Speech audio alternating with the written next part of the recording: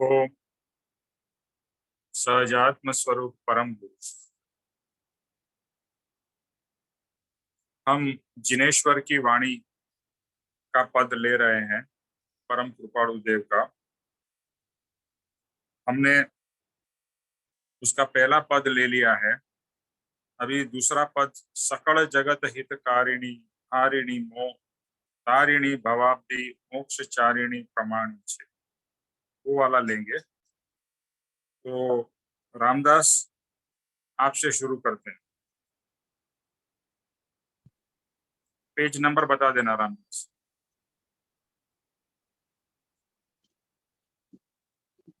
Page number 102, गाथा 2।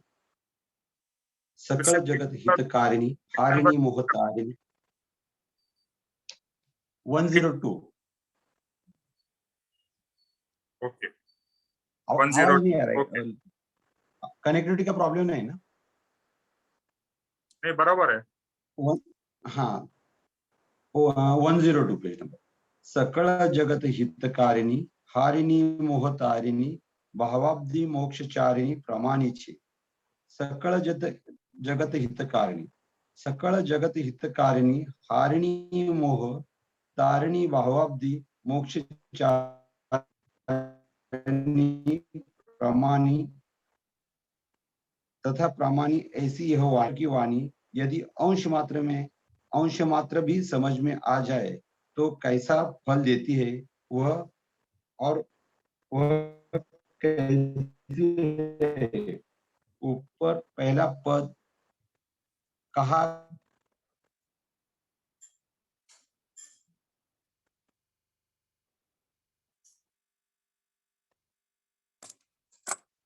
रामदास,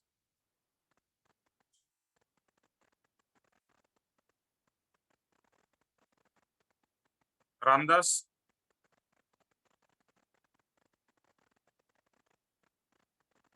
बाकी लोगों को रामदास का आवाज सुनाई दे रहा है?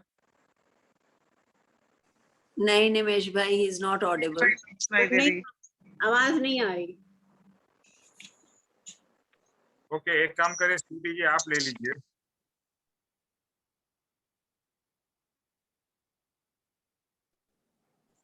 मैं लूं निमेश भाई? हाँ ठीक है, सतीश जी आप लीजिए। Okay sir. गाथा 2। सकल जगत हितकारिणी हरिणी मोह तारिणी भवादी मोक्ष चारिणी प्रमाणी छे। सकल जगत हितकारिणी, सकल जगत हितकारिणी हरिणी मोह तारिणी भवादी और मोक्ष चारिणी तथा प्रमाणी ऐसी यह वाणी है।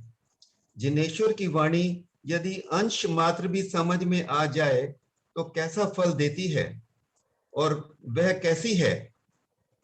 ऊपर पहला पद कहा है, अनंत अनंत भाव भेद से भरी हुई है और अनंत नय निक्षेप से व्याख्या कर सके ऐसी यह वाणी है।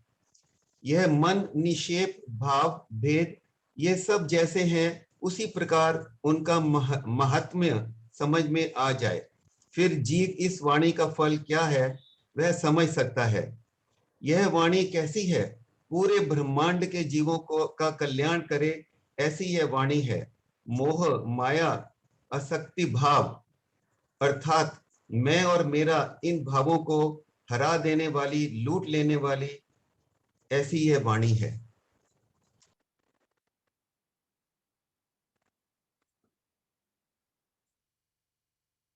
ईश्वर की वाणी ऐसी है जो पूरे ब्रह्मांड के जीवों का कल्याण करे।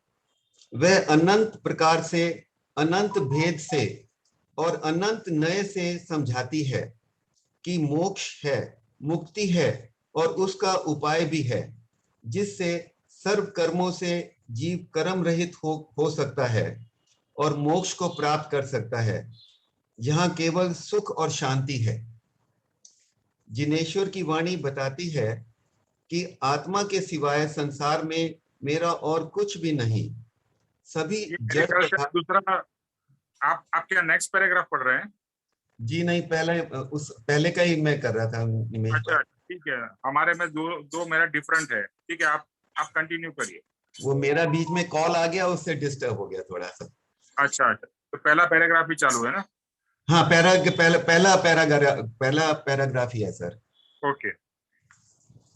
तो ये बताते हैं कि जिनेश्वर की वाणी ऐसी है जो पूरे ब्रह्मांड के जीवों का कल्याण करे। वह अनंत प्रकार से, अनंत भेद से और अनंत नए से समझाती है कि मोक्ष है, मुक्ति है और सबका उपाय भी, जिससे सर्व कर्मों से जीव रहित हो सकता है और मोक्ष को प्राप्त कर सकता है। ये है सर, मैं समझा। यह सतगुरुदेव। ओके, सकल जगत हितकारिणी, आपने वो वाला पैराग्राफ का विवेचन किया ना अभी?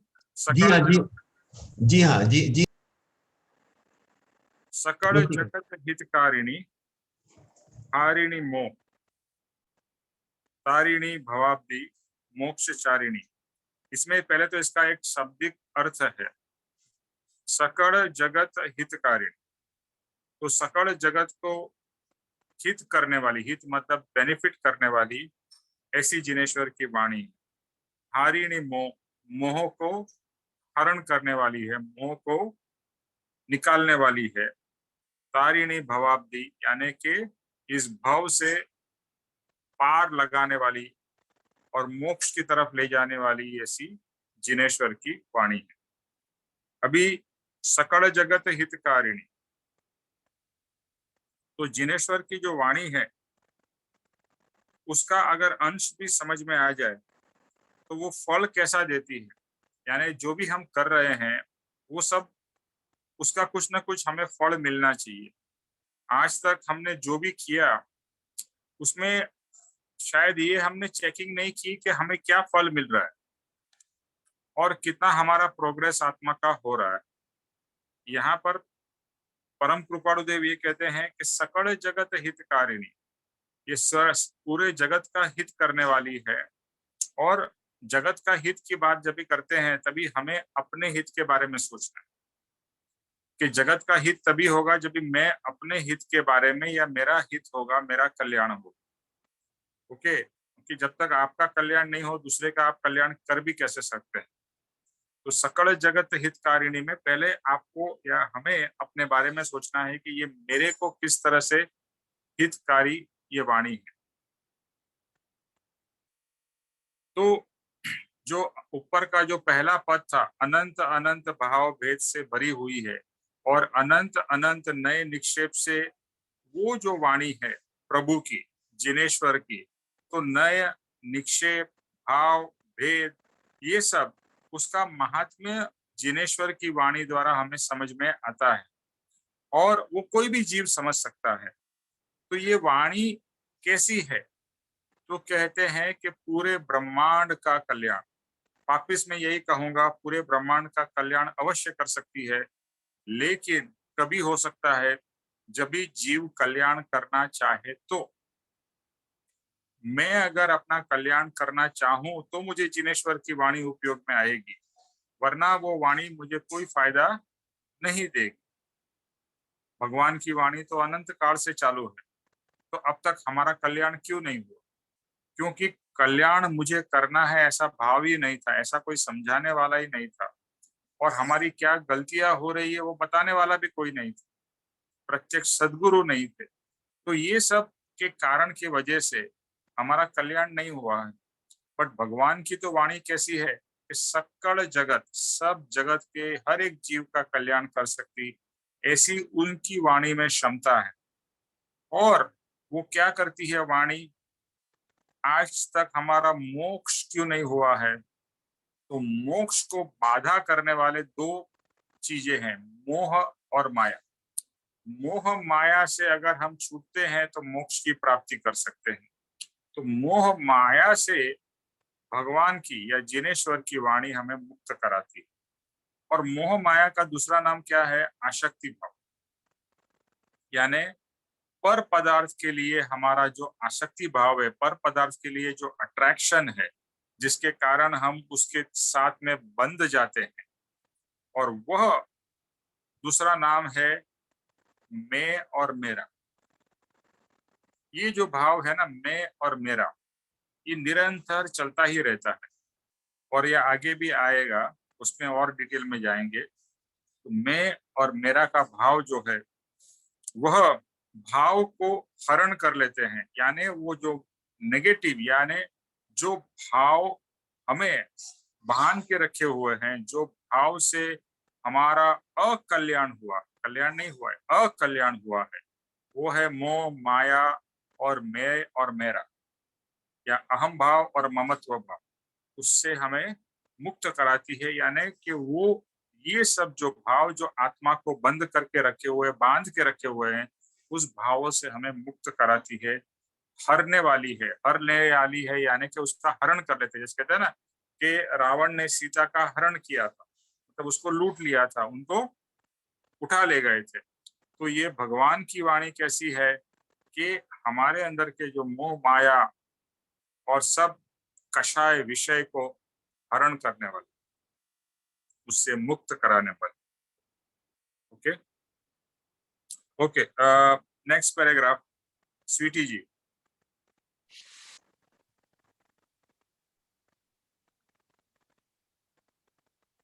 अनंत काल के परिभ्रमण का जो कारण है वह है जीव का भाव।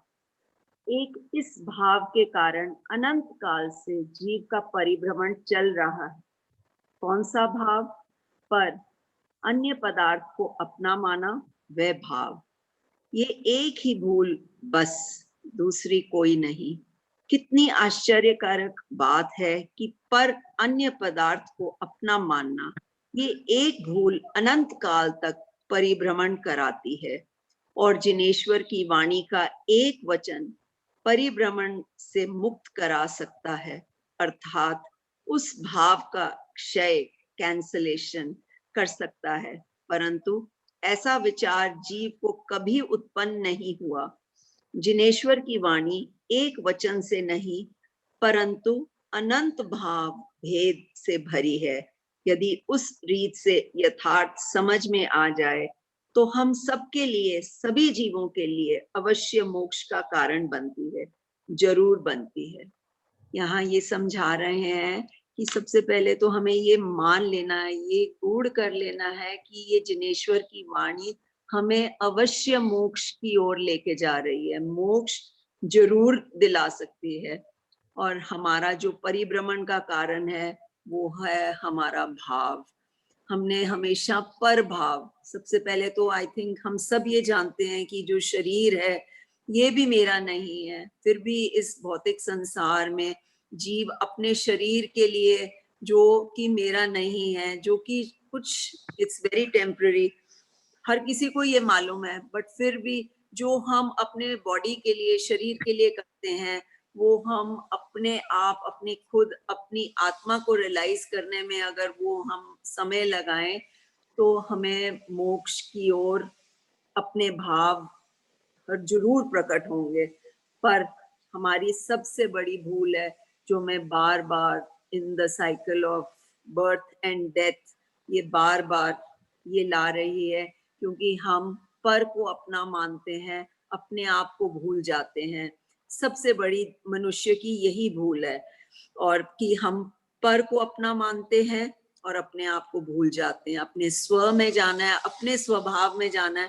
कहने को तो इट इज वेरी सिंपल, अपने स्व में जाना है। आप बैठे हो, आपने कहाँ जाना है? कहीं जाना नहीं है, कहीं ढूंढना नहीं है, कुछ खोज नहीं करना है, बस अपने आप को, अपने स्व को, अपने स्वरूप को रियलाइज करना है। This is what is self realisation. और ये जो जिनेश्वर की वाणी है, ये परिभ्रमण से, जैसे कहा कि ये मुक्त करा सकती है, क्योंकि ये हमारे भावों को, हमारे कर्मों को क्षय कराती है, कैंसिलेशन होती है इनसे। परंतु ऐसा हमें कभी भी सोच हम करते नहीं है, क्योंकि हमारा अभी दृढ़ निश्चय ही नहीं हुआ है। क्योंकि जो आत्मा जो हमें जैसे बताते हैं वो हमें दिखती नहीं है, अपना शरीर दिखता है तो हम शरीर को ही सच मानते हैं। और अनन्य कितने भाव हैं, मतलब संसार में संसारिक भाव हमारे को कितना अट्रैक्ट करते हैं। पर पदार्थ जैसे घर, फैमिली, बच्चे, relations, and so many things, you know, we are उन ऑब्जेक्ट्स में हमारी जितनी भी सेंस ग्रेटिफिकेशन के ऑब्जेक्ट्स हैं, we are so much attracted to them कि उनको हम छोड़ना ही नहीं चाहते। उसको छोड़ने के अलावा बस मैं और मेरे में ही फंसे रहते हैं, ये मेरा है, ये मेरा है। How we want to marry everything, जो भी मिल जाए बस उसको पकड़ लें, छोड़ने की बजाय उसको पकड़ लें, despite the fact that we know that ये रहने वाला नहीं है। This is all so momentary that we have to go away, and then ये चीज भी हमें पक्की नहीं होती है कि, और we are not scared also कि बार बार do we want to fall into this rut of this chain of birth and death, और फिर निगोज से जीव जैसे निकल के जैसे दुख पाता है। कितना संसार में दुख है, जैसे आप हमेशा कहते हो संसार का दूसरा नाम दुख है, बट हमें इतना अलंकारिक करता है। We are so much, I mean इतना वी आर हमें मतलब we are so much attracted towards संसार की विषयों के बारे में। फॉर आवर सेंस ग्रेटिफिकेशन हम लोग इतना कुछ भुगतने के लिए भी रेडी होते हैं, बट वो दुखों को भूल जाते हैं, the struggles that we go through in our daily life, and we don't realize this, and this is सबसे बड़ी हमारी यही भूल है। और ये कितने भावों से, कितने भेद से ये भरी हुई वाणी है, गुरुओं संतों की वाणी है, जिन्होंने ये अनुभव किया है कि इससे जीव का मोक्ष निश्चित है। एंड फिर भी हम पता नहीं अनन्य भाव में फंसे हैं, और ये कैसे इनसे छूटेंगे। And I guess हमें daily practice application of the scriptures that we are reading, जब तक apply नहीं करेंगे अपने आप पे, तो we are not going to reach anywhere. That's it.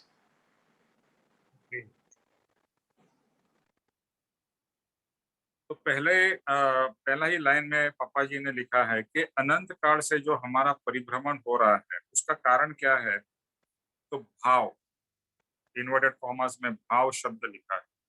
हम हर समय कुछ न कुछ भाव करते ही रहते हैं।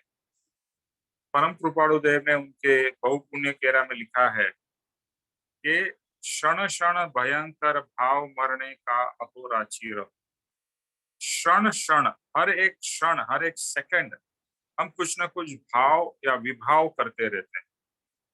आप देख लीजिए कि सुबह से लेकर रात तक हमारे अंदर में कुछ न कुछ विचार के साथ में भाव चलते ही रहते हैं, और ये जो भी भाव चलते हैं वो पर पदार्थ के ही होते हैं। सत्संग के समय जरूर अवश्य आपको स्व यानी आत्मा के भाव हो सकते हैं मैं कह रहा हूँ, क्योंकि सत्संग में भी अगर आपका लगाव नहीं होगा तो सत्संग में बैठे जरूर होंगे, लेकिन विचार और भाव आपके संसार के हो सकते हैं। लेकिन अगर जो भी कहते हैं ना कि इन्वॉल्व होके सत्संग में एक रूप हो जाता है, उसके भाव उस समय तो पर से मुक्त होते हैं। अभी ज्ञानी में और हम में एक फर्क क्या है कि ज्ञानी हर समय स्व भाव में रहते हैं, स्व के भाव में, और हम हमेशा पर के भाव में रहते हैं। तो यही हमारे परिभ्रमण का कारण है। पर के भाव है, और पर के भाव के कारण हर समय कर्म का बंधन हो रहा है। कर्म का बंधन हो रहा है, इसके लिए कर्म का फल हमें भुगतना पड़ता है। वो फल भुगतते भुगतते फिर से हम नए कर्म बांध लेते हैं, और ये सब साइकिल हम सबको पता है चलती ही रहती है। तो पर से, कृपाणुदेव का एक बहुत अच्छा वचन है, पर थी खस स्व मा वस। इसका मीनिंग है पर से हट और स्व में बस, बस इतना सा ही। पर से हट, स्व में बस, बस। बट कहना एकदम सिंपल है, करना मुश्किल है, और उसका मेन रीजन ये है कि पर पदार्थ हमें बहुत प्रिय है, और पर पदार्थ की लिस्ट बनाओ तो बहुत लंबी लिस्ट है, स्टार्टिंग फ्रॉम द बॉडी, क्योंकि ये शरीर भी पर है कि इसको भी हमको छोड़ के जाना है। हमारे परिवार वाले, पति पत्नी बच्चे, ये भी पर है। हमारे और फ्रेंड्स, वो सब पर है। हमारे घर जो हमारे को इतना प्रिय है, हमें लगता है ये मेरा घर है, मेरा घर है, मैंने मेहनत से ये घर बनाया है, ये ये फ्लैट या कोठी मैंने बनाई है या खरीदी है, ये मेरा जो मेरा भाव है, अल्टीमेटली तो वो भी तुझे छोड़ के जाना है। घर हो, गाड़ी हो, गहने हो, कपड़े हो, यानी आप लिस्ट बनाते जाओ। तो हम हर समय इस पर से जुड़े हुए हैं और पर से ज्यादा भाव से जुड़े हुए हैं। ऐसा होगा कि बहुत सारे आपके पास में ड्रेस पड़े होंगे, वो शायद आप पहनते भी नहीं हो, लेकिन अगर किसी गरीब को देने की बारी आएगी तो आप क्या सोचोगे? नहीं नहीं नहीं, ये कभी तो मेरे को काम में आएगा। भले 2 साल में नहीं पहना है, लेकिन अगले साल ये फंक्शन में ये जगह पे काम में आए। तो फिजिकली वो चीज से आप इतने बंधे नहीं हो जितने भाव से बंधे हो। बच्चा दूर होगा, समझो यूएस है या यूके, आजकल बच्चे पढ़ने जाते हैं, इवन जॉब भी करते हैं, बच्चा वहां पर है, फिजिकली आप उसके टच में नहीं हो। यानी आजकल तो मोबाइल आ गया है तो वो बहुत फर्क पड़ गया है, बट फिर भी एक दूरी तो है। लेकिन भाव से कितने हम जुड़े हुए हैं। शायद हो सकता है हफ्तों तक उससे बात भी ना हो, वो बिजी हो, हम बिजी हो, लेकिन भाव से हम इतने पर, हमारे स्व आत्मा को छोड़ के हर एक पर पदार्थ से, भाव से हम लोग बहुत स्ट्रांगली अटैच्ड। ये कर्म बंधन का विशेष विशेष कारण। और ये पर पदार्थ को हम क्या मानते हैं? मेरा, मेरा बेटा, मेरी बेटी, मेरा पति, मेरा साला या बनेवी या जो भी है, मेरा। सबसे पहला शब्द क्या आता है? मेरा। उसके बाद में वो पदार्थ आता है। तो मैं और मेरा, हर समय ये भले हम बोलते नहीं हैं, बट ये भाव तो निरंतर हमारे चलते ही रहते हैं। और मैं जब भी बोलते हैं तो मैं के अंदर में कौन आता है? आत्मा नहीं आता है, शरीर आ जाता है। मैं मतलब निमेश, निमेश मतलब ये शरीर। ये सबसे बड़ी भूल, सबसे गलत भाव और उसका कर्म बंधन का कारण। तो ये आश्चर्य कारक, ये जो पदार्थ है, पर पदार्थ, उसको अपना मानना और स्व को भूल जाना। और ये परिभ्रमण अनंत काल से, देखो क्या हो गया, इस शरीर में हमने जन्म लिया, तो इस शरीर के साथ में जो भी परिवार मिला, जो घर मिला, जो भी हुआ, पदार्थ मिले, व्यक्ति मिले, उन सबको मेरा मेरा करने लगे। ये शरीर छोड़ के चले गए, दूसरे शरीर में गए, सेम साइकिल स्टार्ट। दूसरे शरीर में गए, वापिस वही बंधन शुरू, मेरा मेरा। जो प्रीवियस लाइफ में, देखो आज हम सोचे कि जो प्रीवियस लाइफ में जो भी हमारे रिलेशन है, जो भी हमारा घर था, जो भी हमारा चीज वस्तु होगी, उसको आपको आज याद, आप उसे याद करते हैं? आज याद है ही नहीं, तो याद कहाँ से करेंगे? लेकिन वो सब चीजें हम छोड़ के आए हैं, जिनको उस जन्म में हम मेरा मेरा करते थे। फिर से इस जन्म में वही पागलपन शुरू, मेरा मेरा करने लगे। फिर से यहाँ से सब कुछ छोड़ के चले जाना है। और एक ये जो प्रकृति का जो नियम है ना, वो बहुत ही अद्भुत है। कुछ लेके नहीं आना है, कुछ लेके नहीं जाना है। तो ये जो हमारे अंदर में समझ आ जाए, कुछ लेके आना नहीं है और लेके जाना नहीं है, तो ये सब जो चीजें हैं तो मेरी कहाँ से हो सकती है? तो मैं क्यों उसे मेरी मानता हूँ? कितनी बड़ी भूल है। और वो मेरी मान के उन सब चीजों से लिपट के रहना, फिजिकली नहीं, भाव से लिपट के रहना। जैसे बताया, कोई भी चीज आपके आपके पास होगी, समझो डायमंड का नेकलेस होगा, डायमंड का नेकलेस रोज तो नहीं पहनते, शायद साल में एक आध बार कोई फंक्शन में पहना, लेकिन अंदर से भाव है, मेरे पास में वो डायमंड का नेकलेस, इतने लाख का, इतने करोड़ का डायमंड का नेकलेस। ये भाव से हम जुड़े हुए। और यही हमें परिभ्रमण कराती है। तो जिनेश्वर की वाणी का एक वचन, यहाँ पापा जी ने लिखा है कि जिनेश्वर की वाणी का एक वचन भी परिभ्रमण से हमें मुक्त करा सकता है। कि ज्ञानी के बहुत सारे वचन की जरूरत नहीं है, कोई एक वचन को भी अगर हम पकड़ ले और उसी के ऊपर में, स्वीटी जी ने कहा, अप्लाई करना, इम्प्लीमेंट करना, तो जो भी वचन हमें अच्छा लग जाए, वो वचन को पकड़ के हमारे जीवन में इतना घोल के पी जाए कि वो वचन फिर हमारे जीवन का मेन मेन थिंकिंग हो जाए। उसी के हिसाब से हम, हमारा एक्शन हो, हमारा रिएक्शन हो, सब कुछ उसी वचन के हिसाब से हमारा जीवन अगर चले, तो वो एक वचन भी हमें इस परिभ्रमण से मुक्त करा सकता है। तो कितना पावर है जिनेश्वर या परमात्मा की वाणी में, उनके एक एक वचन में, एक एक शब्द में, ये समझना है। तो ये जिनेश्वर की वाणी क्या कराती है? तो ये जो मैं और मेरा का जो भाव है उसे कैंसल कराती है। बिकॉज कर्म का बंधन हो रहा है, यानी कि एक गांठ बन रही है, एक नॉट बन रही है, उस नॉट को अनटाई कर रही है। जिनेश्वर की वाणी क्या करता है कि जैसा आत्मा बहुत सारे चीजों से, कर्मों से बंधा हुआ है, ये जिनेश्वर की वाणी ये सब बंधन से हमें अनटाई करती है, या उस गांठ को छोड़ देते है, या गांठ को खोल देती है, या इस बंधन को कैंसल कर देती है, या इस बंधन के भाव को कैंसल कर देती है। कैंसलेशन का भाव बहुत जरूरी है। देखो, अभी हम घोर संसारी है, अभी हमारा प्रोग्रेस स्पिरिचुअली हो रहा है, लेकिन संसार के भाव चले तो नहीं गए हैं। कोई भी प्रियजन की मृत्यु हो जाएगी, हम कितने दुखी हो जाते हैं, पर हम क्या कहेंगे, अरे दुख तो होगा ही। यानी हम उतने उनसे जुड़े हुए हैं। ठीक है, स्वाभाविक तरीके से उतना दुख होता है। कोई भाई हो, किसी का कोई पिता हो या बेटा हो, या कोई पत्नी हो, होगा दुख, होगा। संसार के अंदर हैं हम, लेकिन उसमें से फिर बाहर निकलना है। हम उसमें से बाहर निकलना ही नहीं चाहते हैं, वो दुख के अंदर में हम डूबे रहना चाहते हैं।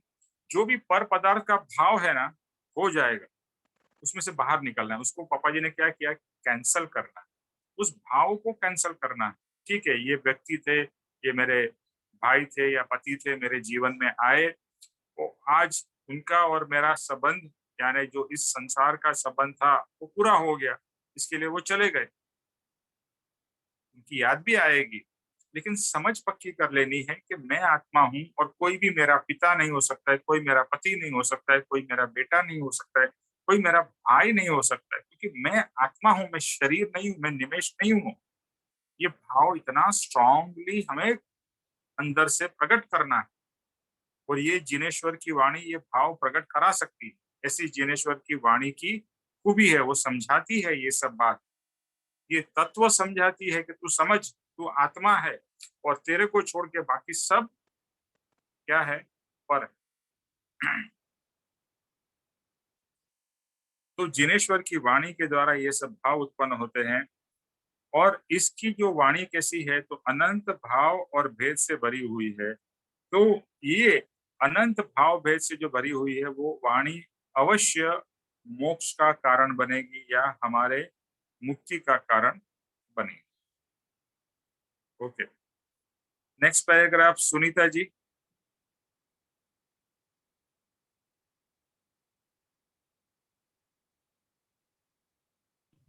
सुनीता जी। हाँ जी, हाँ जी, नहीं। अनंत परिभ्रमण का कारण जीव का एक ही भाव है। वह कौन सा भाव? तो यह कि पर पदार्थ को अपना मानना, और उसका दूसरा नाम क्या है?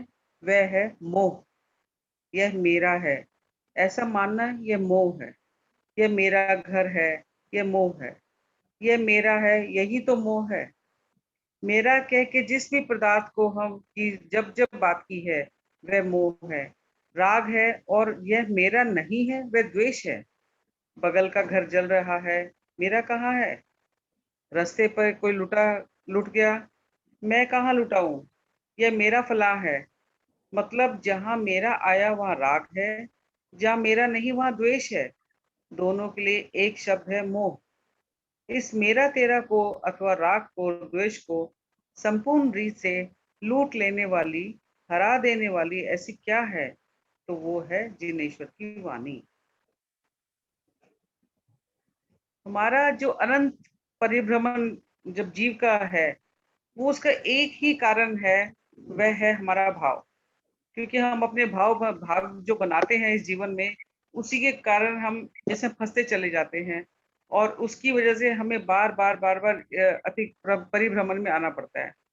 और जैसे अभी आपने बताया कि हम परिभ्रमण में जब आते हैं, तो जिस चोले पे हम आ जाते हैं, दूसरा मान लीजिए अगर हमने शरीर छोड़ दिया, दूसरे शरीर में आ गए हैं, तो फिर उसको अपना मानने लग जाते हैं। उसके साथ वाले सब मेरे हैं, मेरा है, मेरा घर, मेरा बच्चा, मेरा पति, मेरा माँ बाप, तो अपना ही सब कुछ मानते हैं। तो ये सब मोह का कारण फिर बन जाता है और हम इस मोह में फंसे रहते हैं, मैं और मेरा के मोह में, तो हम इससे निकल ही नहीं पाते हैं और वापस ये परिभ्रमण का कारण फिर बन जाता है। और जब हम अगर ये कहते हैं कि ये मेरा नहीं है, ये भी भाव आता है कि मेरा मेरा तो मेरा है जो अपने हैं, परंतु मान लीजिए कुछ सड़क पे किसी का नुकसान हो रहा है या कोई चोरी हो गई है या किसी का कुछ वो हो गया है, तो हम उसमें लिप्त नहीं होते तब। हम बोलते क्या फ़र्क पड़ता है, मेरा नहीं है, हमें ना तकलीफ होती है, ना दुःख होता है, ना दर्द होता है, ना हम उसमें फँसते हैं। तो ये भी एक द्वेष का कारण हो जाता है। इसका ये तो राग नहीं है, ये तो द्वेष हो गया कि ये मेरा नहीं है तो द्वेष हो गया, मेरा है तो राग हो गया। अब हम जो जीव जो है वो फँस जाता है राग और द्वेष के द्वंद में और वो उसी में लिप्त हो जाता है।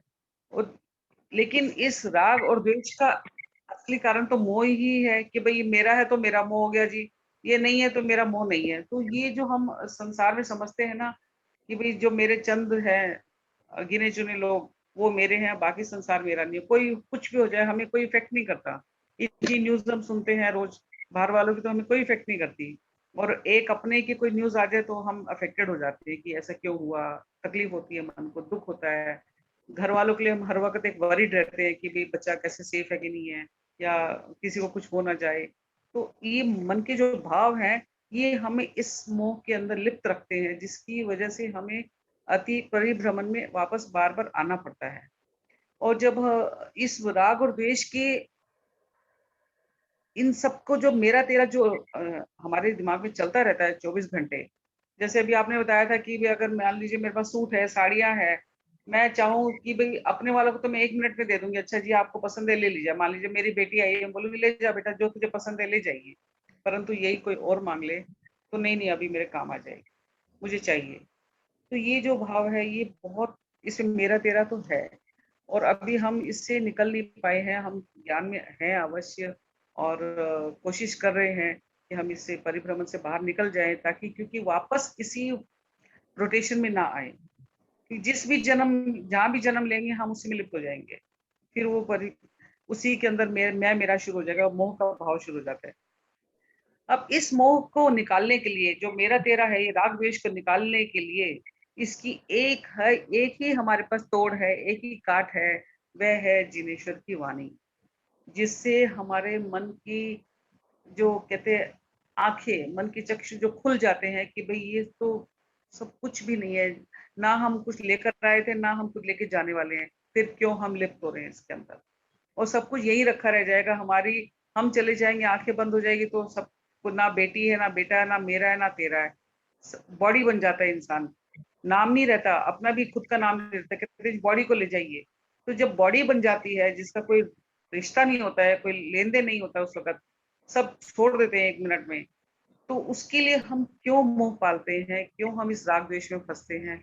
ये हमें समझना है और इसके लिए हमें जिनेश्वर की वाणी को अपनाना है और जिसकी वज़ह से ही हम इससे बाहर निकल पाएँगे। यही हमें निकालने का मोक्ष मार्ग है, अदरवाइज़ और कोई मार्ग नहीं है। तो ये हम सबको समझना है। जय सद्गुरुदेव, वंदन जी। ओके, तो इसी ये जो मोह और मेरा, मैं और मेरा, इसी का कंटिन्यूएशन है यहाँ पर। तो इसको वापस री एम्फसाइज किया है कि बस देखो, कुछ ज्ञानी के जो वचन होते, कुछ बातें होती है, वो अलग अलग नए और निक्षेप से वर्णन करते हैं। पापा जी अलग अलग तरीके से हमें मोह क्या है वो समझाने की कोशिश करते हैं। एक्चुअली हम लोग इस मार्ग में आए, इसके पहले मोह शब्द तो हमने काफी बार सुना होगा, बट मोह को गहराई से कभी पहचानने की कोशिश ही नहीं की। बराबर है ना? हाँ, मोह माया है, जगत मोह माया है, बस ये सब बोल दिया और मोह में डूबे रहे। और हमें पता ही नहीं है कि हम डूबे हैं मोह में, और मोह से डूबने से क्या नुकसान है वो भी पता नहीं। देखो, ये सभी जो भी संसारी और जो भी मनुष्य, मैं मनुष्य की अभी एग्जांपल ले रहा हूँ, जितने भी हैं सब मोह में डूबे हुए हैं ना, हर कोई। और मोह से क्या नुकसान हो रहा है और मेरा क्या अकल्याण हो रहा है वो उनको पता ही नहीं, और सोचने का अ, मौका ही नहीं है, और मौका है तो समय नहीं है। तो यहाँ पर पापा जी ये समझाने की कोशिश कर रहे हैं कि जो पर पदार्थ को अपना मानना, उसका नाम है मोह। बहुत ही सिंपल टर्म्स में कहे कि जो तेरा नहीं है उसे अपना मानना, वो है मोह। जो भी बात हुआ कि शरीर, अपने रिश्ते, अपनी चीजें, अपना घर, ये सब को जो तू अपना मानता है, ये तेरी बहुत बड़ी भ्रांति है और इसी का नाम है मोह।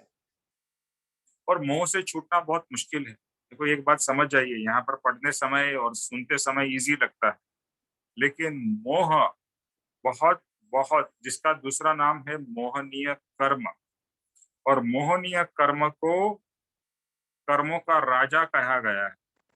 तो मोह से तो हम अनंत काल से भटक रहे हैं मोह के कारण। और मोह इतना डेंजरस है, इट इज लाइक जो डायबिटीज होता है उसके लिए शुगर कितना डेंजरस होता है, तो हमारे सबके लिए ये मोह है ना बहुत ही मीठा है, इसीलिए इसको छोड़ना बहुत डिफिकल्ट। कोई कड़वी चीज हो, अच्छी चीज ना, उसको तो हम छोड़ सकते हैं, लेकिन बहुत मीठी चीज, अपने अपने ही वाले, अपने ही बेटे से क्या प्रेम नहीं होगा, अपनी बेटी से प्रेम नहीं होगा, अपने पति या पत्नी से प्रेम नहीं होगा, अपने माता पिता से क्या प्रेम नहीं होगा। बट हम जो प्रेम समझते हैं ना, वो प्रेम नहीं है, वो है राग। राग का क्या मतलब है? राग मीन्स प्रेम प्लस अटैचमेंट प्लस एक्सपेक्टेशन। जिसे ये डेफिनेशन नहीं पता है, ये अवश्य लिख लीजिए। राग का मतलब है प्रेम प्लस अटैचमेंट प्लस एक्सपेक्टेशन। चाहे कोई भी हमारे संबंधी हो, हमारे को उनसे अटैचमेंट तो है ही, और उससे एक्सपेक्टेशन भी है। मैंने आपके लिए इतना किया, आपने मेरे लिए इतना भी नहीं किया।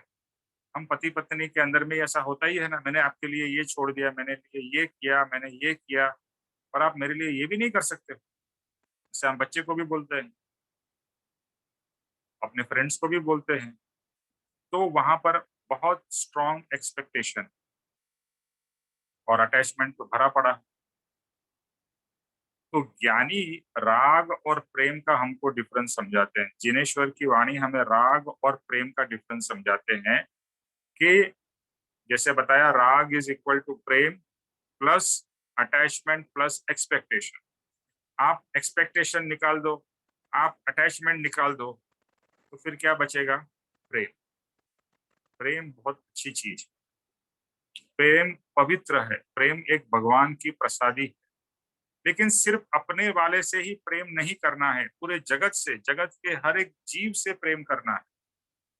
किसी के लिए द्वेष का भाव ही न रहे, हर एक अपना सा लगे या कोई भी अपना न लगे, दोनों एक ही भाव है।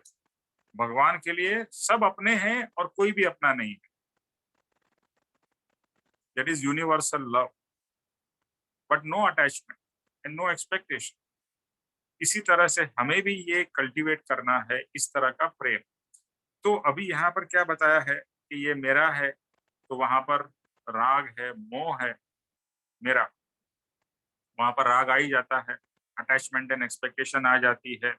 और उसको कोई ले जाने की कोशिश करे या उसका कोई नुकसान हो, तो हमें उसमें द्वेष आता है, गुस्सा आता है। तो वहां पर क्या हो गया? राग, और साथ में राग आता है, द्वेष आ ही जाता है। और जो चीज मेरी नहीं है वो तेरी है, वहां पर द्वेष का भाव है। जैसे यहाँ कहा, एक वो ये रियल एग्जांपल है कि एक एक दिन एक बिजनेसमैन को रात को 2 बजे फोन आता है कि आपकी फैक्ट्री में आग लग गई। तो आप सोचिए उसकी क्या कंडीशन होगी। इतनी फैक्ट्री, जो इतना पैसा करोड़ों रुपया लगाया है, वो फैक्ट्री खड़ी की है और लोन्स ली है, ये किया है, सब कुछ किया है, घर गिरवी रखा है, वो फैक्ट्री में आग लग गई है। तो आपकी क्या मनोस्थिति होगी, क्या अंदर से टेंशन, क्या पानी पानी। वो आदमी दौड़ता दौड़ता जाता है,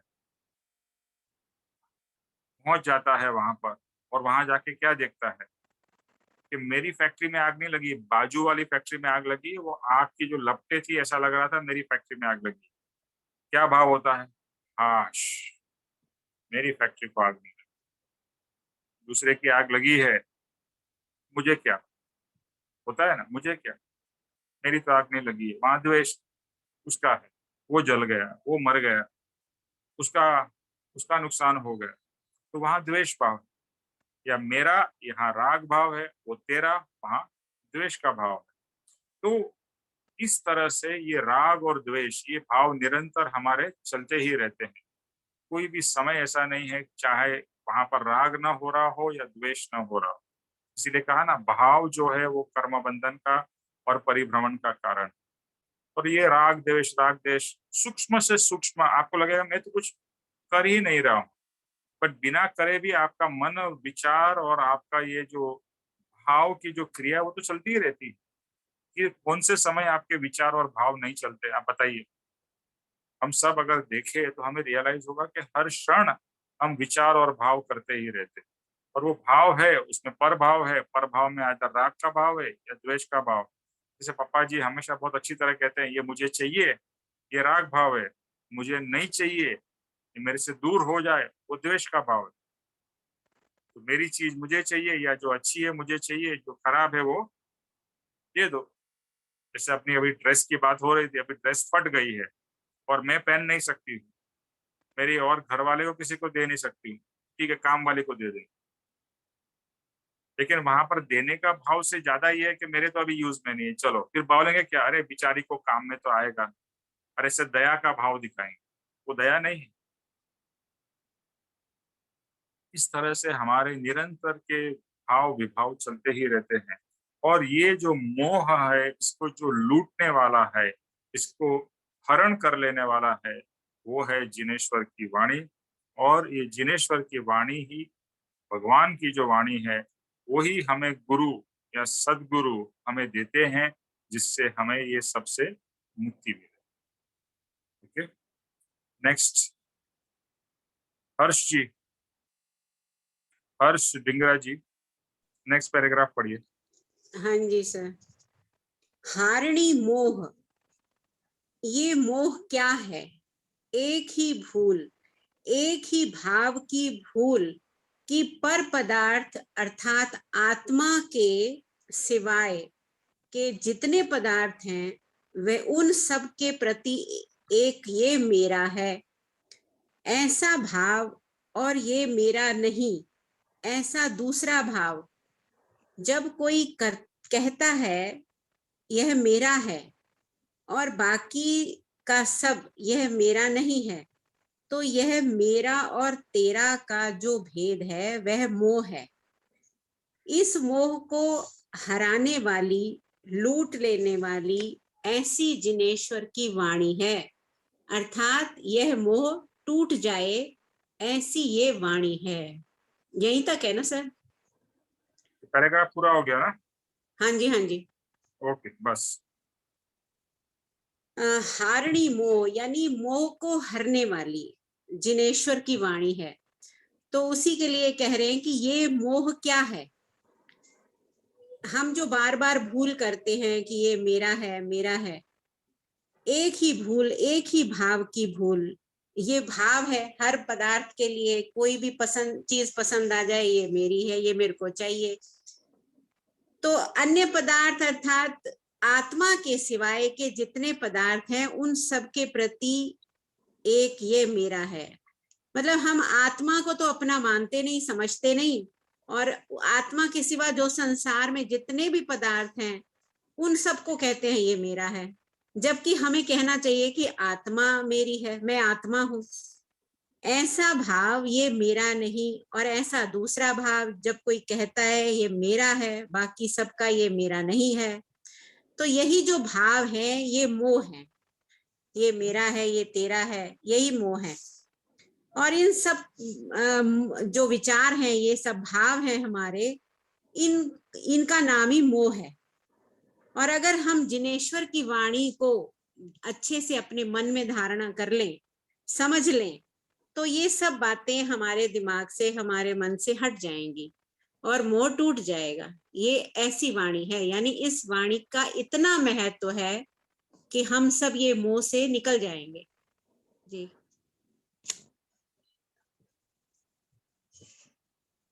तो यहाँ पर उसी बात का एक्सटेंशन है कि मोह क्या है, तो एक ही भूल है, और वो भूल क्या है कि पर पदार्थ को, यानी कि आत्मा के सिवाय के जो भी पदार्थ है वो सब पदार्थ को मेरा मानना या मेरा नहीं है, वो द्वेष भाव, और मेरा मानना वो राग भाव।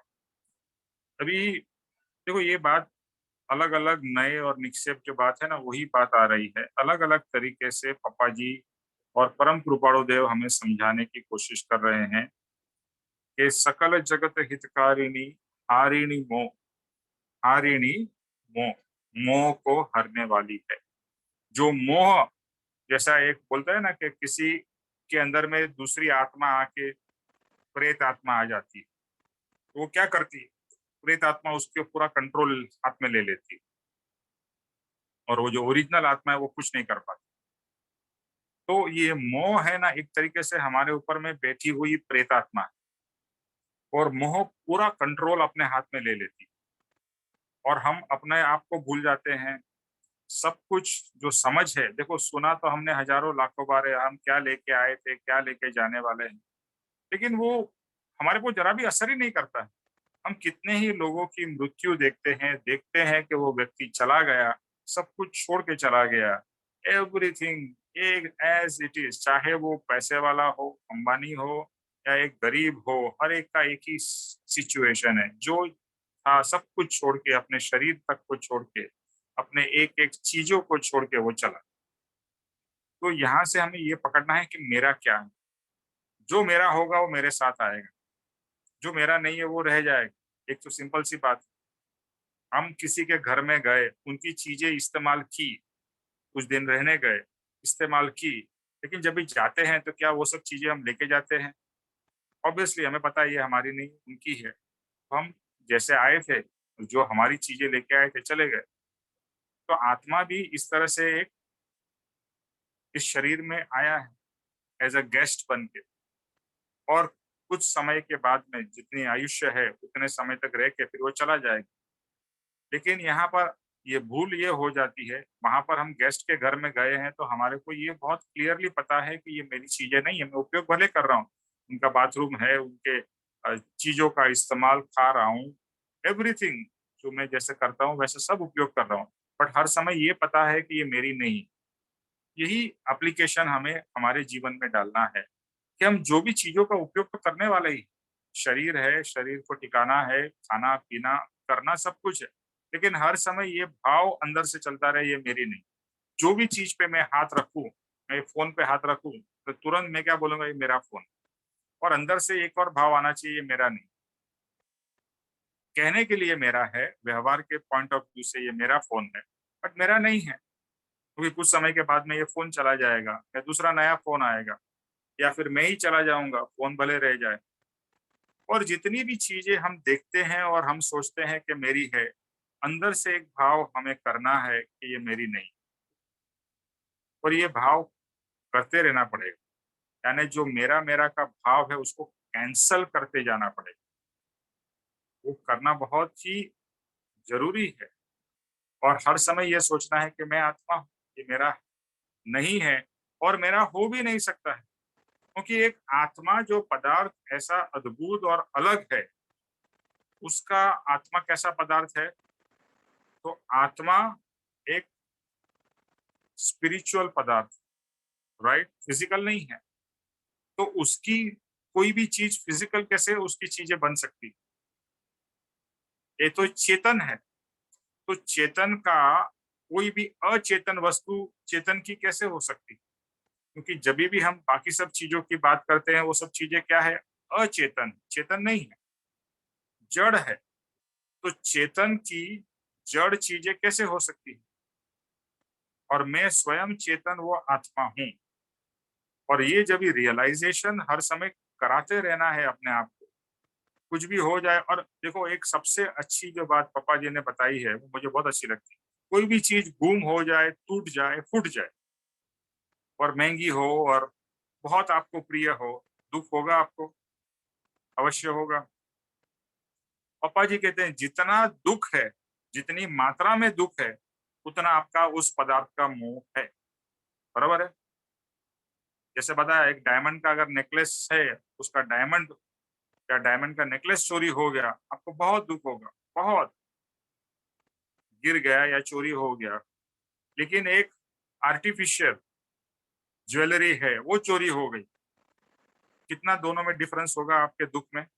बहुत डिफरेंस होगा ना। ठीक है, आर्टिफिशियल थी, 1000-2000 की थी, आ जाएगी, दूसरी आ जाएगी, वो करोड़ों का था, लाखों का था।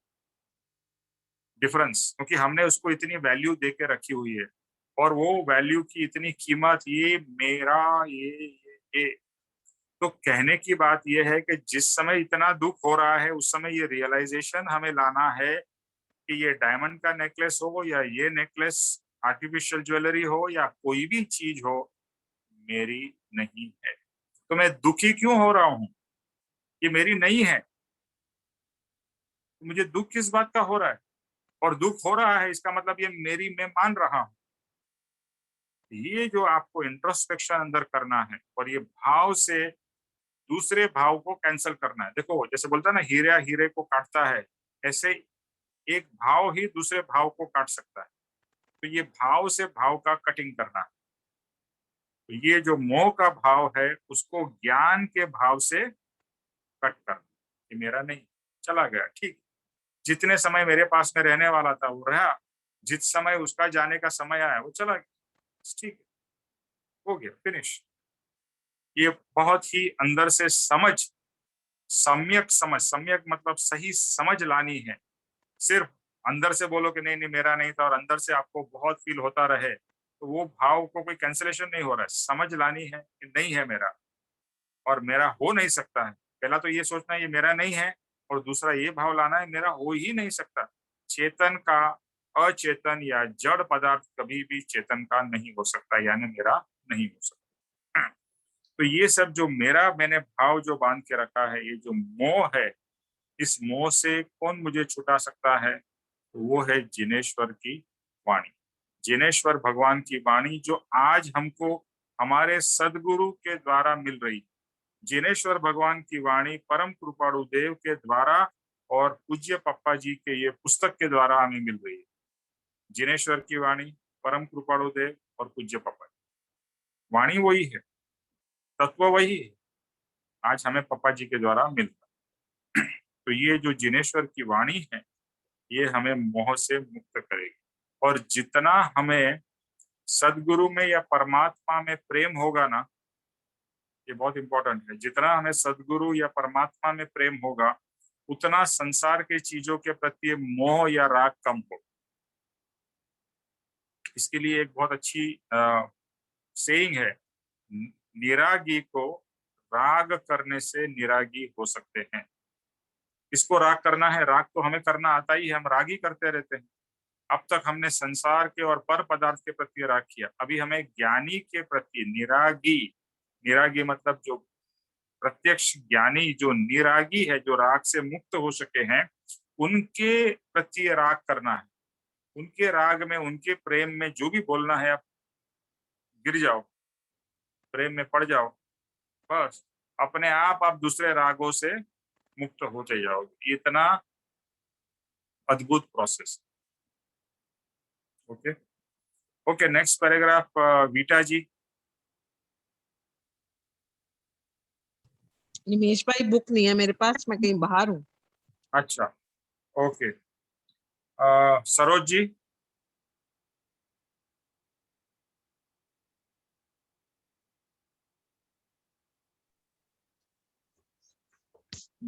जिनेश्वर की वाणी यदि भूल जाते हैं तो फिर इससे संसार के जितने पदार्थ हैं उनकी लूट आत्मा पर चालू रहती है। अर्थात 5 इंद्रियों के पदार्थ, भोग के साधन, वैभव वगैरह वो आत्मा के ऐश्वर्य को लूट लेते हैं। और जहाँ इस भूल की समझ आती है, वहाँ जिनेश्वर की वाणी से संसार लूट जाता है। ये सब संसार लूट जाता है, जैसे अरस परस एक सबके फेर से या तो आत्मा लूट जाता है या जिनेश्वर की वाणी की अर्थात समझ में पूरा संसार क्षय हो जाता है, परिभ्रमण रुक जाता है। ये जिनेश्वर की वाणी है। इसमें कृपालु तो बता रहे हैं कि जो जिनेश्वर की वाणी यदि हमें भूल जाते हैं तो संसार के जितने पदार्थ हैं वो सब उनके आत्मा पर चालू हो जाती हैं, हमारी आत्मा पर हो जाते हैं। हम आत्मा तो भूल जाते हैं और इन पांचों इंद्रियों से उनको भोग साधन वगैरह ये सब बना लेते हैं।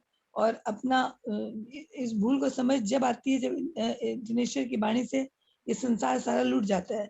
हमें जब बाद में समझ आता है कि हम क्या कर रहे हैं, जब आती है तब तक हम सारा अपना छोड़ चुके होते हैं, सारा लूट जाता है हमारा। और एक ही सब के फेर से ये आत्मा सारी लूट जाती है। ये जिनेश्वर की वाणी ही हमें पूरा संसार को का क्षय करने का, कैंसलेशन करने का, परिवहन करने का रोक सकती है। ये हमें खाली जिनेश्वर की वाणी हमें इन सब चीजों से बचा सकती है और हमारी पांचों इंद्रियों के जो पदार्थ से हमें जो भोग साधन वगैरह हम करते हैं उन सब को लूटने से हमें बचा सकती है।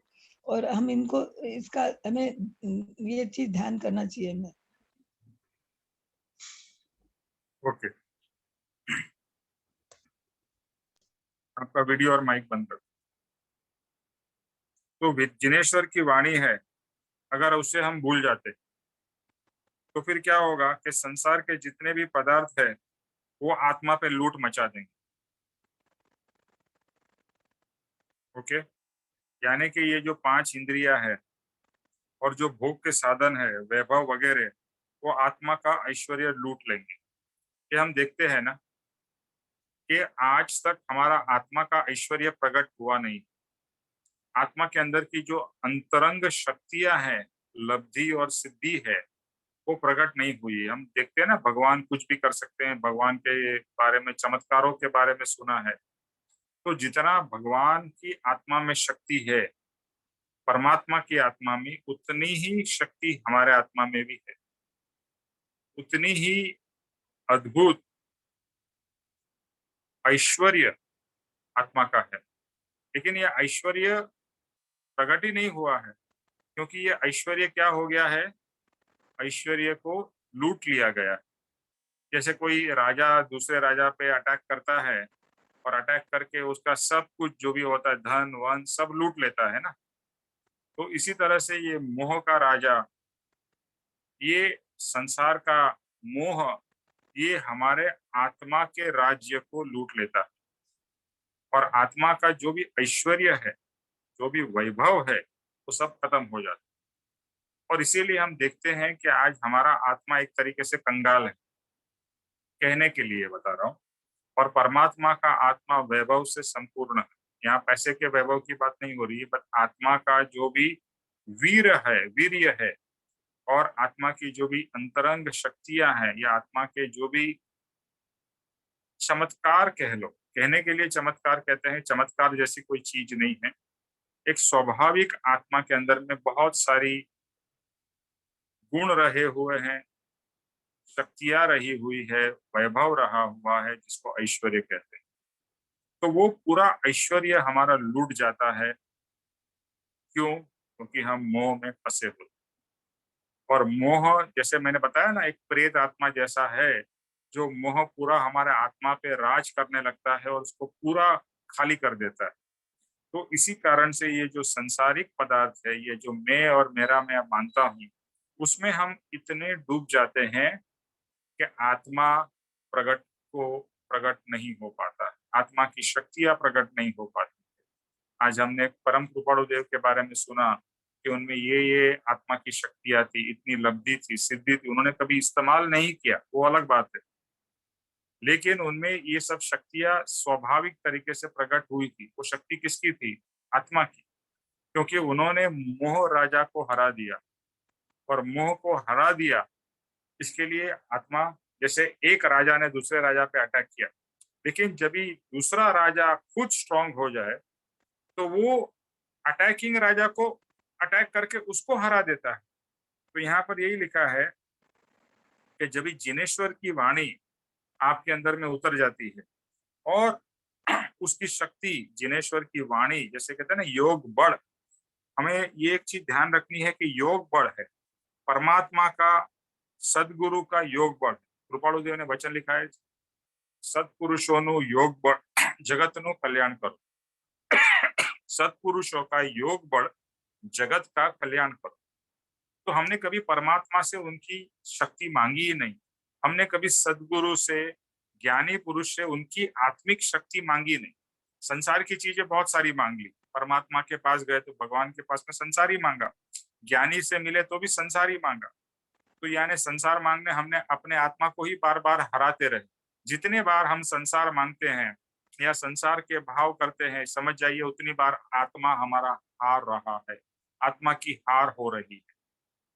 और जितने बार हम संसार से मुक्त होने के भाव करते हैं, संसार से पर होने के भाव करते हैं, उतना हमारा आत्मा जीत रहा है या उसका विक्ट्री का प्रोग्रेस हो रहा है। तो अभी भगवान के पास से, उनकी वाणी द्वारा, सदगुरु के पास से उनका जो आत्मवीर्य है, आत्मा का योग बल है, वो हमें मांगना। हम तो बहुत वीक है। जैसे कोई वीक पर्सन हो, वो दूसरे से लड़ाई नहीं कर सकता है, वो क्या करेगा, उसके और दूसरे कोई मजबूत स्ट्रॉन्ग फ्रेंड्स को लेके आएगा कि भैया इन लोगों के ऊपर अटैक करो, मैं तो अटैक अकेला नहीं कर पाता। इसी तरह से हम अकेले मोह के ऊपर अटैक नहीं कर पाते हैं, लेकिन ज्ञानी का आशीर्वाद हो, उनका योग बल हो, तो वो योग बल और जिनेश्वर की वाणी का जो तत्व है वो प्राप्त करके हम फिर मोह के ऊपर या संसारिक भाव के ऊपर में अटैक करके संसार के भाव को लूटना है। अब तक संसार के चीजों ने, संसार के पदार्थों ने या मोह ने हमारे आत्मा को लूटा है, अभी हमें उन चीजों को लूटना है। तो यहाँ पर हारिणी मोह, तो हरण किसका करना है? आज तक हमारा हरण होता रहा, आत्मा का हरण होता रहा, अभी हमें मोह का हरण करना है। It is counter attack. अभी तक हम अटैक हो रहे थे, अभी हमें अटैक करना है मोह के ऊपर। और उसके लिए हमें सहायता किसकी पड़ेगी? जिनेश्वर भगवान के तत्व की, उनकी वाणी की, उनके शब्दों की, उनकी बोध की, जो हमें सदगुरु द्वारा मिल रहे, उसे हमें ग्रहण करना पड़ेगा, उसे हमें पचाना पड़ेगा, उसको हमें इम्प्लीमेंट करना पड़ेगा। देखो, हम प्रैक्टिस नहीं करेंगे, अच्छी अच्छी बातें सुन के चले गए और मोह में डूबे रहे, बस फिनिश, ये जीवन ऐसा ही चला जाएगा। ये बहुत इंपॉर्टेंट मनुष्य का भाव मिला है, और उस मनुष्य के भाव में अभी हमें हारना नहीं है, जीतना है।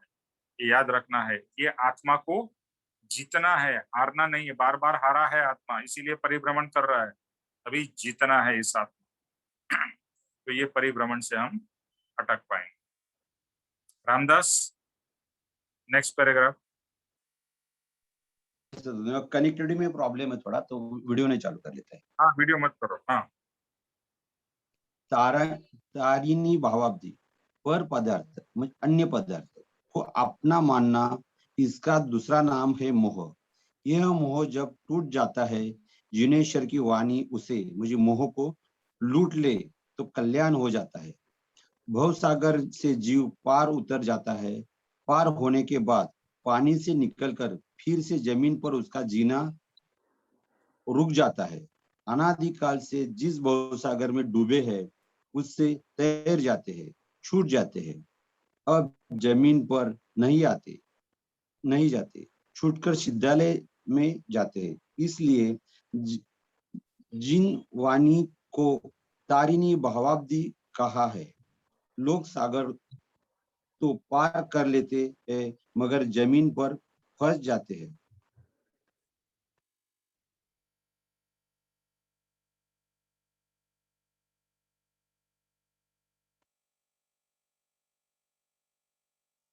हेलो रामदास।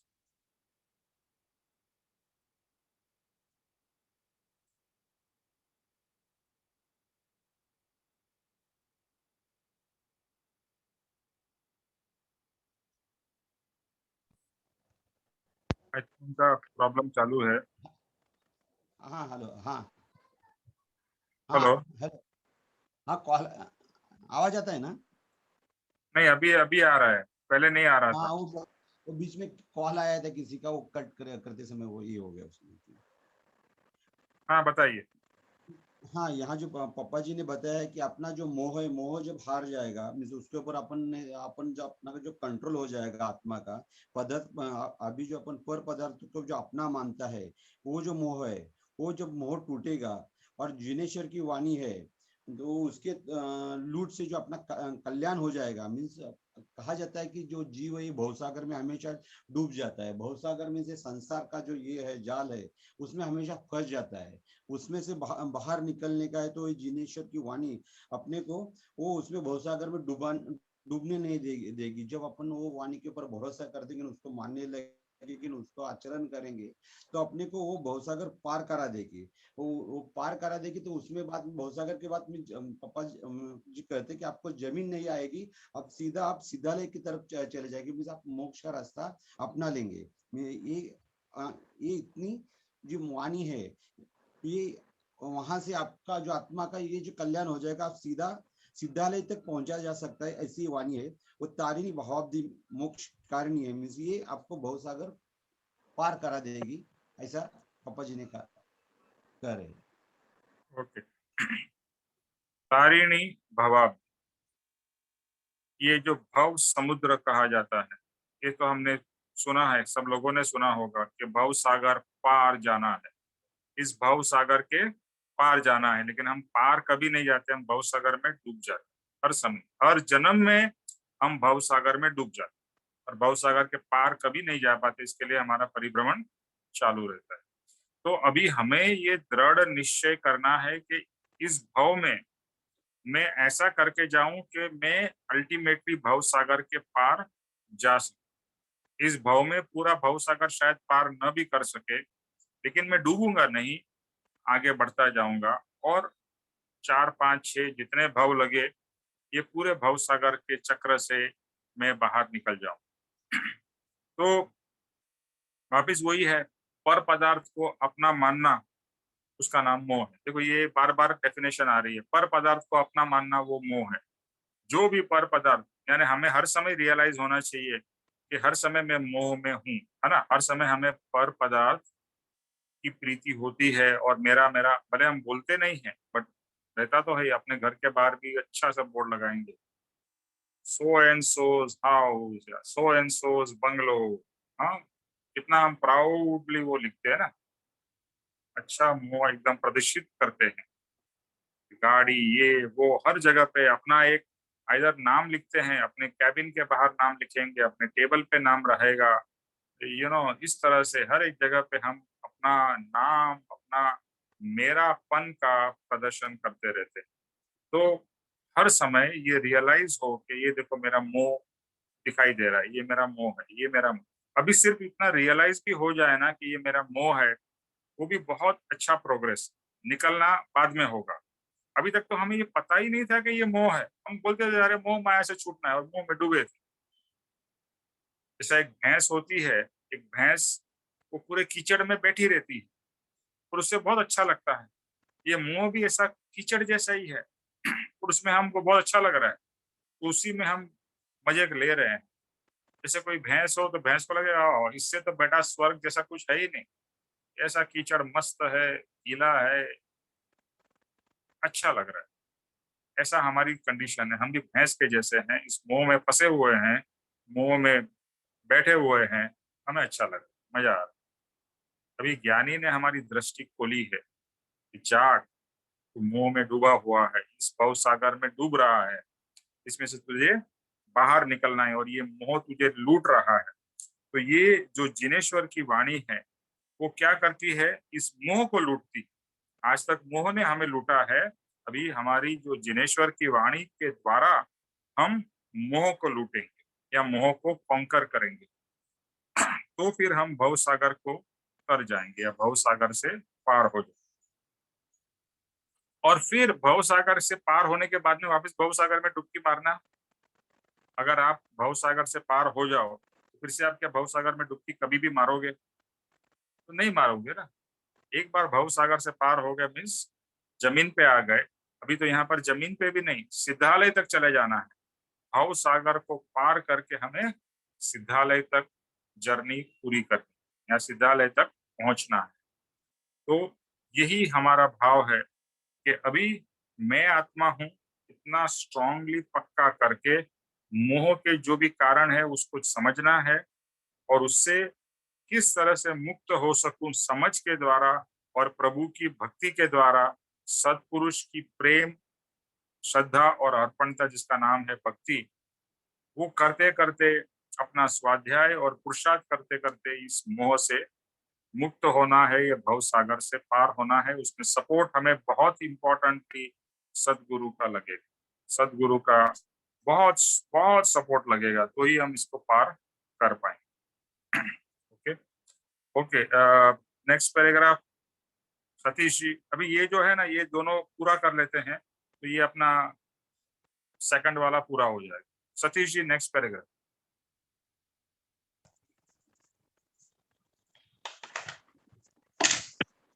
मोक्ष चारणी। चारणी जो विद्या है वह आकाश में उड़ने की विद्या है, उसे चारण विद्या कहते हैं। मोक्ष चारणी है अर्थात मनुष्य पर्याय में से आत्मा बाहर निकलकर सीधा सिद्धालय में जाता है, इसलिए उड़ के जाता है, ऐसा कहना हो तो कह सकते हैं। भव सागर को पार करके पानी से बाहर निकलकर जमीन पर जाता है, तो समझने की बजाय यह मोक्ष चारणी है। तो समझने की बजाय यह मोक्ष चारणी है, मतलब सीधे सिद्धालय का सफर अर्थात उड़कर मोक्ष तक ले जाए, ऐसी यह जिनेश्वर की वाणी है। मोक्ष चारणी, चारणी मीन्स उड़ा के ले जाने वाली। चारणी जो विद्या है वह आकाश में उड़ने की विद्या है, उसे चारण विद्या कहते हैं। मोक्ष चारणी है अर्थात मनुष्य पर्याय में से आत्मा बाहर निकलकर सीधा सिद्धालय चला जाता है। सर, ये जो ईश्वर की जो वाणी है वह हमको पवित्र आत्मा में कन्वर्ट करती है। कोई कर्मों का शय नहीं रहता, पवित्र हो जाती है और उसके बाद सीधा मोक्षालय में, जिसको स्वर्ग कहते हैं, वहां पर हमको पहुंचा देती है। पहले स्टेज केवली की होती है और उसके बाद फिर जब शरीर आदमी छोड़ता है तो सीधा वो सिद्धालय में ले जाती है। इसलिए उड़ के जाता है, ऐसा कहना हो तो कह सकते हैं। मोक्ष चारणी मीन्स उड़ा के ले जाने वाली, ये ईश्वर की वाणी है। भव सागर को पार करके पानी से बाहर निकालकर जमीन पर जाता है, तो यो समझने की बजाय, पर इसका मतलब ये है कि भव सागर से ये हमको सीधा ऊपर ले जाती है, फिर जमीन पे नहीं हमको आना पड़ता है। ये ऐसी ईश्वर की वाणी है। यह मोक्ष चारणी है, मोक्ष में ले जाने वाली है, मतलब सीधे सिद्धालय सफर अर्थात उड़ाकर मोक्ष तक ले जाए, ऐसी यह जिनेश्वर की वाणी है। ये मैं समझा। यहाँ पर क्या लिखा है? सकल जगत हितकारिणी। बहुत कितना ब्यूटीफुली फ्रेज है, सकल जगत हितकारिणी, हारिणी मोह, तारिणी भवाब्दी। अभी आता है मोक्ष चारिणी। क्या राइमिंग कितना ब्यूटीफुल है परम पढ़ोदेव। मोक्ष चारिणी, मोक्ष चारिणी जैसा यहाँ बताया है कि चारण विद्या यानी कि आकाश में उड़ने की विद्या, जो पक्षियों के पास होती है, बर्ड्स के पास होती है, इसके लिए वो लोग उड़ सकते हैं, हम लोग नहीं उड़ पाते हैं। लेकिन ये मनुष्य पर्याय जो है, ये मनुष्य में जब आज हमको मनुष्य का भाव मिला है, इस पर्याय में से हम मोक्ष तक की यात्रा हम पूरी कर सकते हैं। इतना सामर्थ्य इस मोक्ष योनि, सॉरी ये मनुष्य योनि का है। और मनुष्य की योनि सबसे इंपॉर्टेंट गिनी जाती है, क्योंकि हम देखते हैं कुत्ते बिल्ली कीड़े मकोड़े, उनको तो खाने पीने के सिवा और कोई दिखता ही नहीं है, कुछ समझ ही नहीं है। तो पढ़ाई लिखाई तो दूर की बात है, तो मोक्ष की बात है तो कहाँ आएंगी। सो यहाँ पर मनुष्य भाव के अंदर ही ये सब पॉसिबल है। तो ये मनुष्य भाव में हमें इस जो जिनेश्वर की वाणी है, जो कि सकल जगत को हित करने वाली है और मोह को हरने वाली है, मोह को हरने वाली है और मोह का हरण करके तारिणी भवाब्दी, इस भव सागर से पार करा के फिर हमें भव सागर से पार करा के कहाँ ले जाएगी? जमीन पर नहीं, सीधा मोक्ष में लेके जाएगी।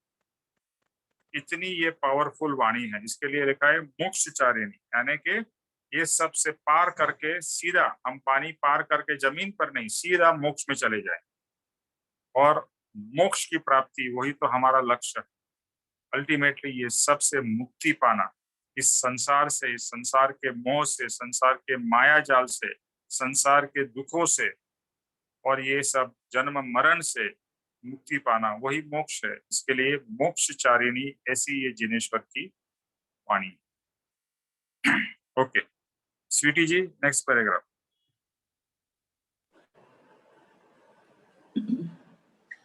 प्रमाणी, प्रमाणी जो कहते हैं तो 100% प्रमाणभूत अनुभव से सिद्ध हो, ऐसी ये वाणी है।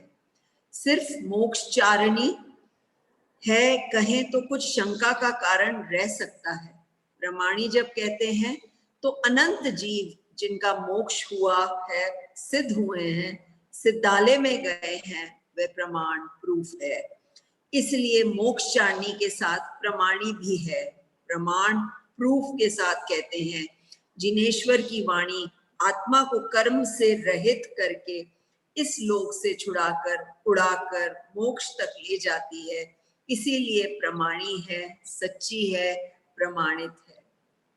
So I think this is just concluding paragraph. It's saying कि 100% ये मान के चले कि जो ये हमारे को प्रूफ देते हैं, जो सिद्धालय में गए हैं या जिन्होंने ज्ञान प्राप्त किया है, सेल्फ रियलाइज सोल्स हैं, उनके पास, उनको अगर हम, उन्होंने अनुभव किया है, ये सबसे बड़ा प्रमाण है कि जैसे मोक्ष चारणी है, उसमें he is saying that there can still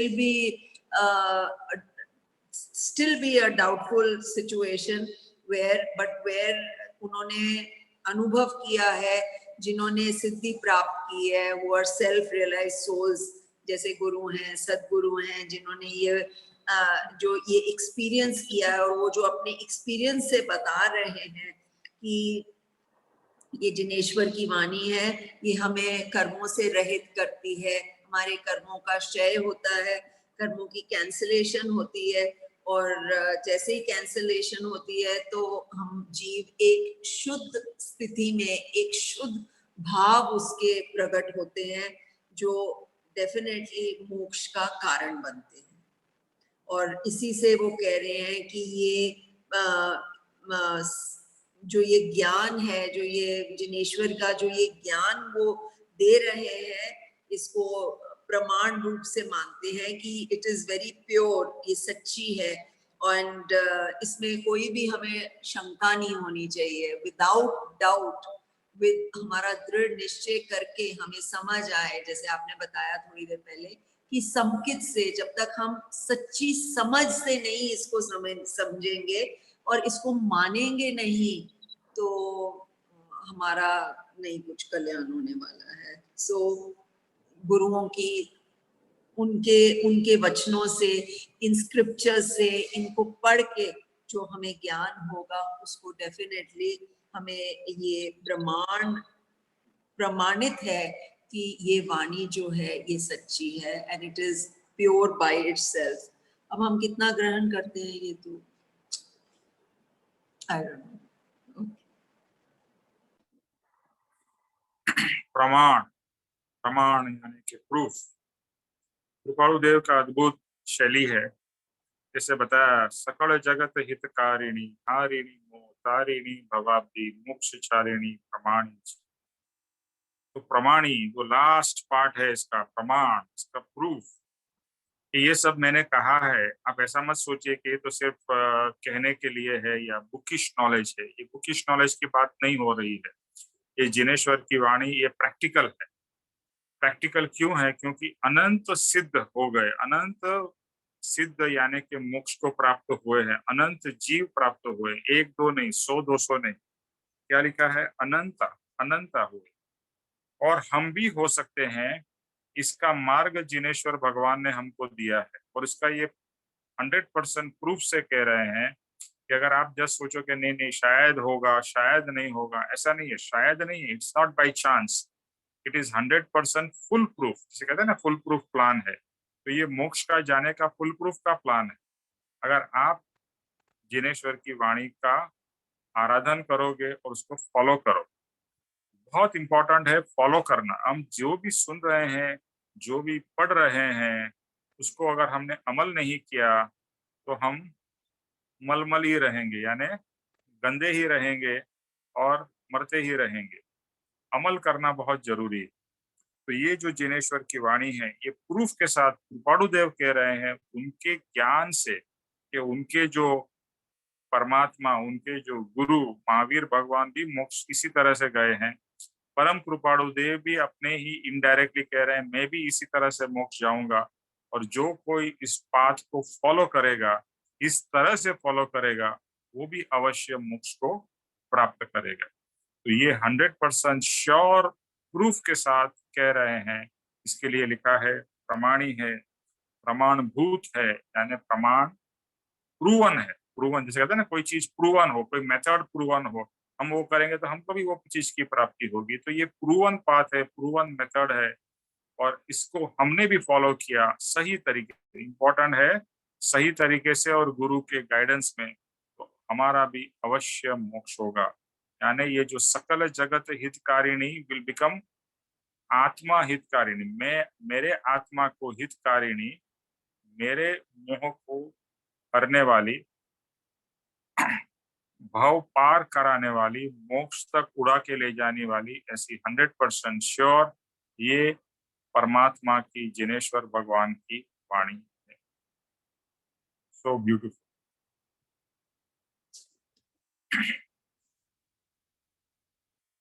okay, किसी को कोई प्रश्न है, कुछ ऐड करना है?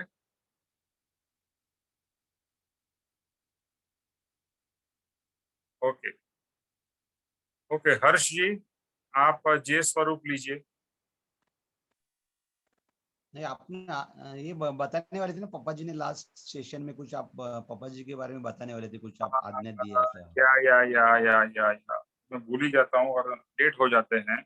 पापा जी ने कहा है कि जो आज्ञा उनकी तरफ से, यानी पापा जी ने बताया है हम सबको करना है, वो है, मैं एक्चुअली लिख के भेजने वाला था, रह गया, कि जो नित्य क्रम है वो नित्य क्रम हम सबको करना है, एंड एवरी डे करना है नित्य क्रम। और जो नित्य क्रम करना है उसके अंदर में हमें तैयार होके मतलब ब्रश करते हुए, ऐसे वैसे करते हुए हम नित्य क्रम करते हैं ना, बोलते चलते हलते ड्राइविंग करते हुए, या वैसा नहीं। परम कृपाणु देव के समक्ष प्रत्यक्ष बैठकर स्नान वान करके, जैसे हम भगवान की पूजा कैसे करते हैं ना, स्नान वान करके पवित्र होके, शरीर को भले पवित्र कर रहे हैं बट स्नान वान करके अच्छा तैयार तैयार मतलब जो नॉर्मल तैयार होके, बट भाव से तैयार होके, मोर इम्पोर्टेंट शरीर तो है ही, बट एक अच्छा वातावरण क्रिएट करके वहां पर धूप दिया जला के या अगरबत्ती जला के उनके समक्ष, और फिर भाव पूर्वक हमें नित्य क्रम करना है। और वो नित्य क्रम में आज्ञा भक्ति भी है, मंगलाचरण है, उसमें जिनेश्वर की वाणी के बारे में बात नहीं, पर आप कर सकते हो। और फिर मेन है हे प्रभु, और यम नियम और क्षमापना। तो ये जो हम शुरुआत में करते हैं ना, वो पूरा भाव पूर्वक करना है। और अगर हम कर रहे हैं और बोल रहे हैं और हमारा मन और कहीं चला गया, तो वापिस उसको रिपीट करना है।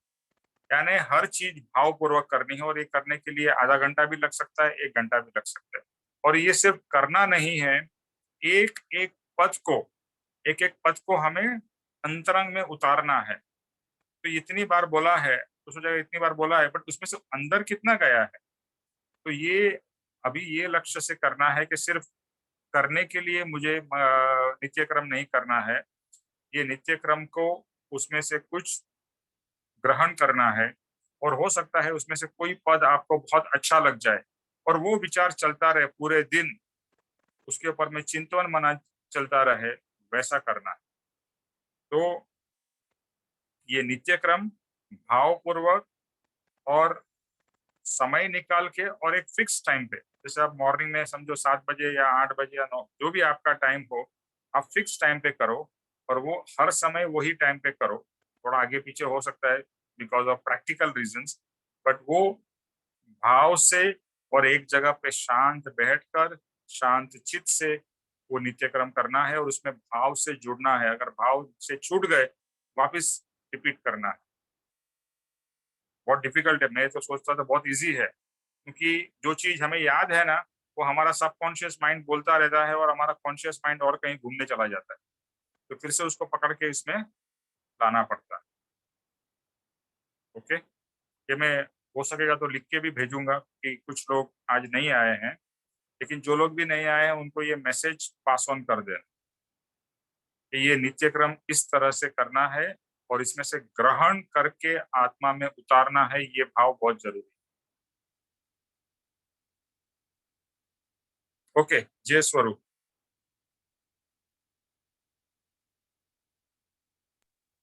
सर मैं बाहर आ गई हूँ। अच्छा, कोई बात नहीं जी जी स्वीटी जी, आप- जेह स्वरूप समझाए ना पाम्यो दुख अनार, समझाव्यो ते पद नमो श्री सद्गुरु भगवान। परम पुरुष प्रभु सद्गुरु परम ज्ञान सुख धाम, जेने आप्યું ભાન નિજ તેને સદા પ્રણામ। देह छता जेणी दशा वर्ते देहातीत, ते ज्ञानी ना चरण मा हो वंदन अग्नि। ते ज्ञानी ना चरण मा हो वंदन अग्नि। हे परम कृपालु देव, जन्म जरा मरण आदि सर्व दुखों का अत्यंत क्षय करने वाला वीतराग पुरुष का मूल मार्ग आप श्रीमान ने अनंत कृपा करके मुझे दिया। उस अनंत उपकार का प्रत्युपकार करने में मैं सर्वथा असमर्थ हूँ।